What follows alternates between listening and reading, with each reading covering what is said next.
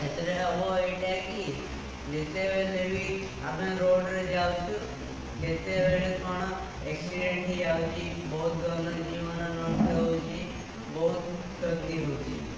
ଆମେ ଏଟାକୁ ରୋକିବା ପାଇଁ ଏକ ପ୍ରକଳ୍ପ କରିଛୁ। ଏଥିରେ ଲାଗିଛି ଆର୍ଡିନୋ 9 ଭୋଲ୍ଟର ବ୍ୟାଟେରୀ, ବ୍ରେଡବୋର୍ଡ, ଜମ୍ପର ୱାୟାର ଆଉ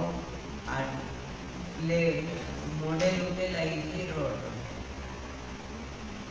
ଏଥିରେ ହେବ ଏଇଟା କି ଯେତେବେଳେ ବି ଗୋଟେ ସାଇଡର ଗାଡ଼ି ଯିବ ସେତେବେଳେ ଗ୍ରୀନ୍ ବତି ଜଳିବ, ଆଉ ଅନ୍ୟ ସାଇଡର ଗାଡ଼ି ଆସିଲେ ରହିଯିବ ସେତେବେଳେ ରେଡ୍ ବତି ଜଳିବ। ଆଉ ଗୋଟେ ସାଇଡର ଗାଡ଼ି ଯିବା ପାଇଁ ୟେଲୋ ବତି ଜଳିବ ଯେତେବେଳେ ସେ ଗାଡ଼ିଟା ଯିବା ପାଇଁ ପ୍ରସ୍ତୁତ ହେବ।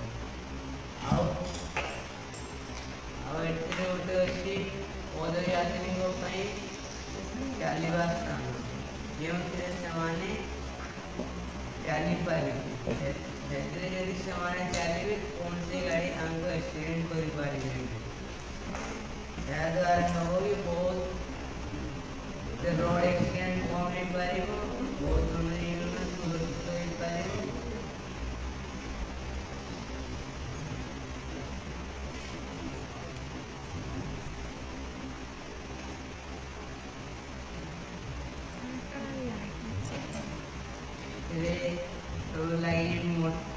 ଲାଗିଛି ଆର୍ଡିନୋ, ବ୍ରେଡବୋର୍ଡ, ଜମ୍ପର ୱାୟାର ଆଉ ରୋଡ଼ର ମଡେଲ, ଗାଡ଼ି ପତ୍ର ଅଛି।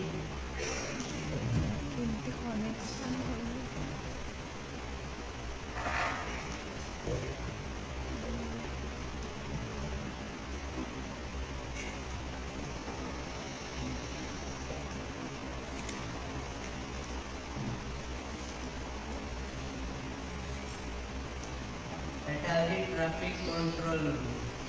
ଏଥି ଭିତରୁ ଟ୍ରାଫିକ୍ ଲାଇଟ୍କୁ ସବୁ ସୁଇଚିଂ କରାଯାଇପାରେ। ଏହାଦ୍ୱାରା ହେବ କି ଯେତେବେଳେ ବି ଗୋଟେ ସାଇଡ଼୍ର ଗାଡ଼ି ଯିବାର ଥିବ ସେତେବେଳେ ଗ୍ରୀନ୍ ବତି ଜଳିବ, ଆଉ ଅନ୍ୟ ସାଇଡ଼୍ର ଗାଡ଼ି ଯିବାର ଥିଲେ ରହିବାର ଥିଲେ ରେଡ୍ ବତି ଜଳିବ।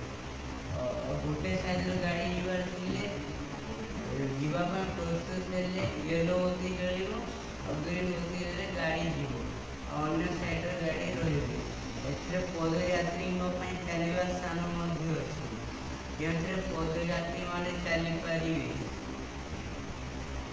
ଆଜିକାଲି ଗାଡ଼ି ସବୁ ରହିଯିବ, ଆଉ ଏଥିରେ ରୋଡ଼ ଆକ୍ସିଡେଣ୍ଟ ହେବ ନାହିଁ।